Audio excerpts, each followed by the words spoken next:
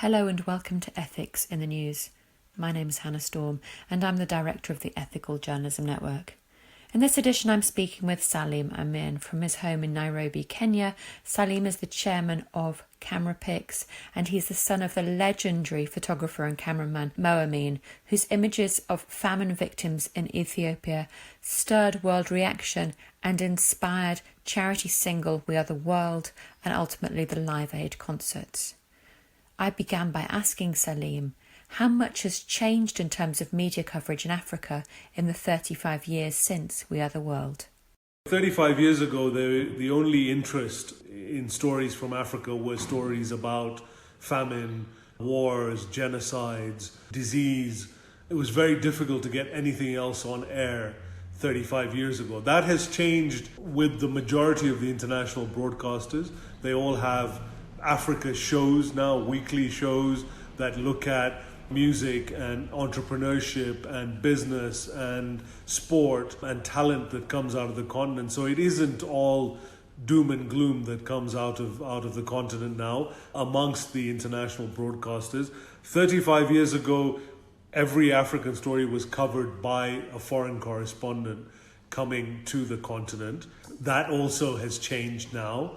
There are a lot of African journalists that work with international organizations as well as independent freelance journalists that submit content to major media houses across the world from the continent. So the perspective has changed as well in terms of how some of the big stories are being told. The international media still they are news, 24-hour news channels, so they're interested in news, which by its very definition is bad news. Those are still the majority of the stories that they cover on the continent, but at least the perspective has changed because they have correspondents on the ground here, local African correspondents in a lot of countries around the continent. So that's how I see things have changed. What would you say have been the main drivers for that change, the main catalysts? Africans now have become a large part of a global audience. There's a need to get Africans to watch news. From a purely financial standpoint, they're making up a lot of numbers.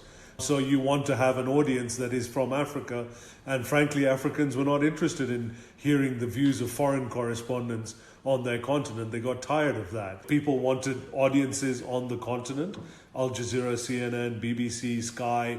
They wanted people from Africa to tune into their networks. Therefore, they needed to put African faces and have Africans telling their own stories in order to be relevant to audiences on the continent. That's one of the big drivers. Plus, I think, obviously from the continent's perspective, people on the continent wanted to hear from their own people about issues that were affecting them. People that they felt could give context, could give background, could give some sort of perspective to some of these stories, and that they felt they were not getting from foreign correspondents.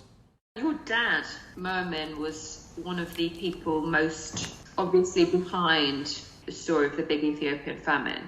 What did that tell us about the need for responsible and ethical journalism back 35 years ago? He was so aware of the story. He was so connected to the continent because he was telling a story from the perspective of somebody who was from the continent, who knew these people, who had worked with these people for the best part of 3 decades prior to the famine.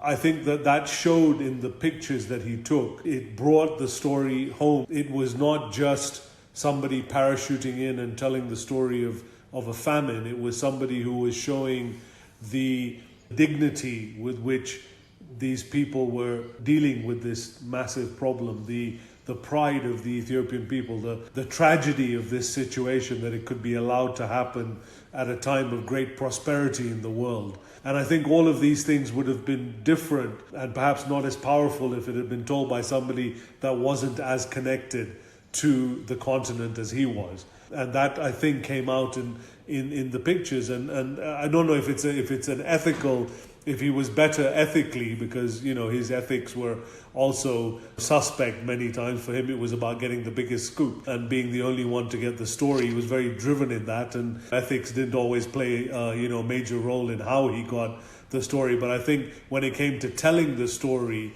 his local perspective and knowledge and empathy and connection with these people came out in those pictures. And I think a foreign correspondent or foreign photojournalist would have told it very differently, and perhaps the impact would not have been the same. Obviously, that was an incredible collaborative effort, that piece of work, between him and between Michael Burke and between various other people as well. What do you think that can teach us about just the power of being able to collaborate in very difficult situations of journalism? You know, in those days, 35 years ago, journalism was very different. There was a lot more partnership and collaboration. The desperation of getting news out there every 10 minutes or 15 minutes wasn't there. They had more time to do better stories. Mike had an entire night flight to write the script for this piece, and it was one of the most profound pieces of text, the opening line of a biblical famine. But he had 36 hours from the time that he watched the pictures in Nairobi between the time that he got to the BBC studios in London. He had that amount of time to actually compose and write this incredible script that went so well with those pictures. That doesn't happen today. Everybody's trying to scramble for 15-minute, every 15 minutes to have an update, or now with social media or online stuff to try and get something new every 10 seconds or 5 minutes. And nobody's doing it properly, I don't think. Media organizations are pushing people to do everything. That crew that went to Ethiopia in 1984, in October 84, it was my dad, there was a sound engineer, Zach Jaguna, there was Mike Burke, there was Mike Wooldridge doing radio, there was driver and a fixer. I mean, it was a 6-person crew. Now they're expecting one journalist to do all of those things on his, by his or herself. And this is problematic because journalists cannot do all of those things properly. No matter how well trained they are, no matter how good they are, it's a struggle for them. Plus, they now got to add online to that, which was not something that existed in 1984. So that's another thing. They've got to do radio. They've got to do a TV slot. They've got to shoot some stills for the website. They've got to do some video. They've now got to do an online, maybe a blog. Then they've got to do social media. It's an enormous amount of work to expect one person to do, especially in a high pressure situation of breaking news. There's this immense pressure to be everything to everybody. So how do we find that kind of balance? And where's that kind of middle line? I don't think so. I don't think we found that balance. I think this is why coverage is so poor these days of major breaking events. This is why fake news becomes such an issue these days. This is why young people believe everything they see on their cell phones or everything they catch on social media.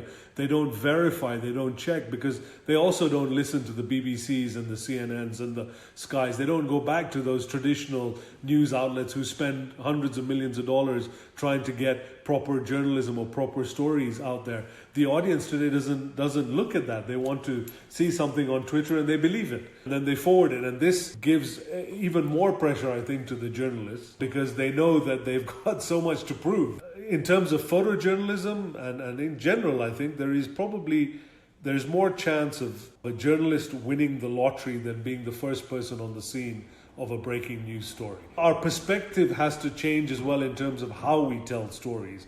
We can't compete with the social media age. So we've got to figure out how we can be made relevant by giving proper background, proper analysis, telling the story in a more interesting, in-depth way that will still attract a younger audience that is attention span is not that great. So we also have to reframe the way we do things, and just jumping onto what is happening in the world now, this perspective of what's happened with the coronavirus is going to, I think, change a lot of things in our profession. There are a lot of people sitting at home that I think may now be more tuned to the traditional networks and media houses because they are at home.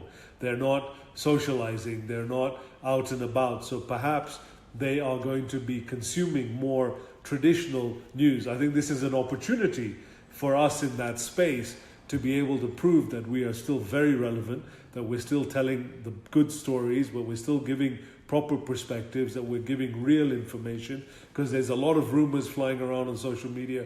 There's a lot of fake news flying around. There's a lot of old videos that keep coming out, and it's very important now for the bigger media houses to put things into perspective and to re-establish themselves as centers of true, proper, ethical journalism. And that was Salim Amin, EGM board member, speaking with me from his home in Nairobi, Kenya.